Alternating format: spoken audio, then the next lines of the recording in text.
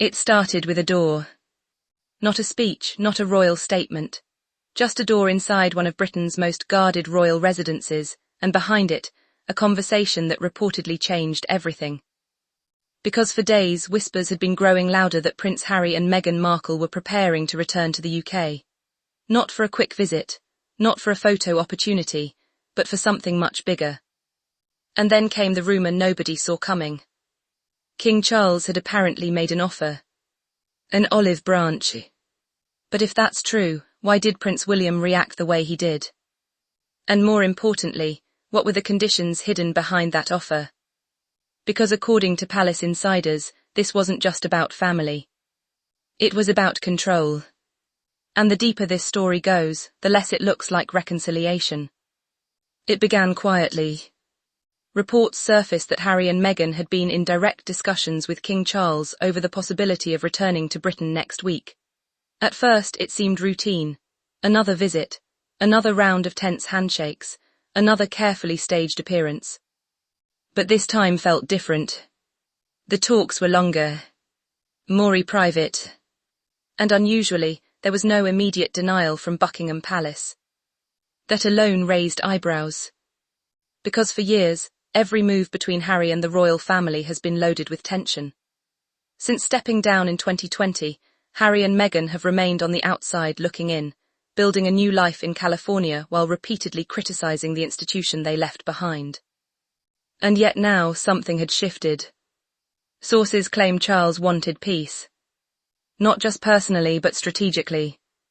His health concerns, the growing public pressure, and the widening cracks inside the monarchy had reportedly pushed him toward making a move many thought impossible. He was willing to welcome them back. At least temporarily. But there was a catch. Actually several. According to insiders, Charles' offer wasn't simple hospitality. It came with strict boundaries. No private media meetings, no surprise interviews, no personal staff crossing into palace grounds, and most significantly, no access to certain royal residences without approval. At first that sounded manageable. Until one detail emerged. Harry and Meghan reportedly expected to stay in a royal property they once considered theirs. And that's where things exploded. Because Prince William wasn't having it. Behind closed doors, insiders say William made his position crystal clear. Harry and Meghan would not be staying in any primary royal residence under his influence. Not now. Possibly not ever. That wasn't just a logistical decision. That was personal. And suddenly Charles' olive branch looked less like forgiveness and more like a battlefield. Hear why this matters. Ever since Frogmore Cottage was taken back, Harry and Meghan have had no permanent royal base in the UK. That loss symbolised more than housing. It marked their physical separation from royal life. So if Charles was offering them another residence, even briefly, it would signal something massive. A reopening. A reset. But William reportedly saw it differently. To him, insiders claim, allowing Harry and Meghan back into royal walls, especially after the Netflix documentaries, the interviews and Harry's memoir, would be rewarding betrayal. And that's where the story takes a sharper turn. Because this isn't just about where they sleep. It's about what their presence means.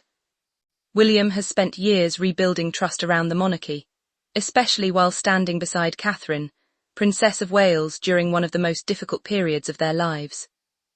The idea of Harry and Meghan walking back into that environment. For William, it reportedly crosses a line. But then another layer surfaced. Sources close to Harry suggest he wasn't just planning a visit.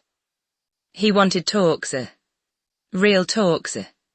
About security. About his children. About restoring some kind of pathway back into royal life. And that changed the entire picture. Because suddenly this wasn't a family reunion. It was negotiation. And William understood the stakes immediately. If Harry gets even a partial return, it reshapes everything. Public perception. Royal hierarchy. Even future succession optics. That's when palace watchers noticed something strange. William had gone unusually silent. No public response. No visible meetings. But insiders say that silence wasn't calm. It was strategy. And then came the mid-script twist nobody expected. Charles, despite offering Harry and Meghan a route back into Britain, allegedly agreed with William on one shocking condition. They could return. But only as guests. Not royals. No official role. No ceremonial privileges. No assumption of access. That changes everything. Because if true, it means Charles isn't reversing the past. He's containing it. And Harry may have walked into this thinking the door was reopening, only to find it heavily guarded. By his own brother. And this is where Meghan's role becomes even more critical. Insiders claim Meghan was deeply involved in these discussions, especially around the terms of their stay. Her concern: control over narrative, security, and dignity. 3 things she's repeatedly fought for since leaving. But according to reports, William's refusal to allow them inside major royal residences sent a message louder than any press release. You may return to Britain, but not to the life you left. That's a brutal distinction. Because for Harry, returning to the UK has always carried emotional weight. It's home. It's history. It's where his mother, Diana, Princess of Wales, is remembered. And it's where the deepest wounds of his family still live. But now, even with Charles extending a hand, William seems determined to keep the boundary intact. Not out of cruelty, supporters argue, but out of protection. Protection of the crown. Protection of stability. And perhaps protection from history repeating itself. Because there's one question nobody can answer.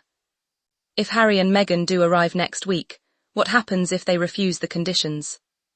Do they walk away? Do they stay elsewhere? Or does this trigger another public fracture, one even King Charles can't contain? And maybe that's the part nobody inside the palace wants to admit. This was never just about a room. It was about whether broken trust can ever be repaired when both sides still believe they were right.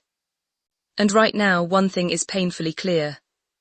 King Charles may have opened the conversation, but Prince William still controls the threshold. And if Harry crosses it, the monarchy may never look the same again.